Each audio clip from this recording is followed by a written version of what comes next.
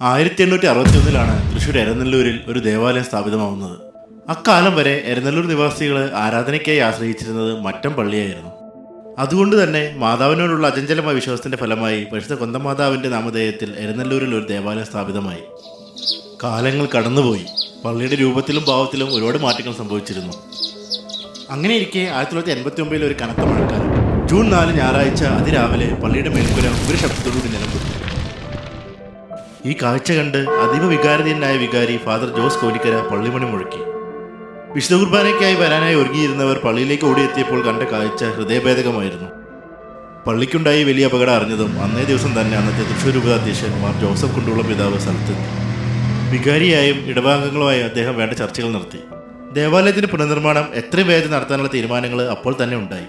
അപകടം സംഭവിച്ചത് ഒരു ഞായറാഴ്ച ആയതിനാൽ അല്പം കൂടി വൈകിയിരുന്നെങ്കിൽ സ്ഥിതി മറ്റൊന്നായേനെ. എന്നാൽ ഒരാൾക്ക് പോലും പരിക്കില്ലാതെ എല്ലാവരെയും മാതാവ് കാത്തു രക്ഷിച്ചു എന്ന സത്യം തിരുമേനി വിശ്വാസമൂർത്തി ഓർമ്മിപ്പിച്ചു. അങ്ങനെ കാലങ്ങൾ വീണ്ടും കടന്നുപോയി.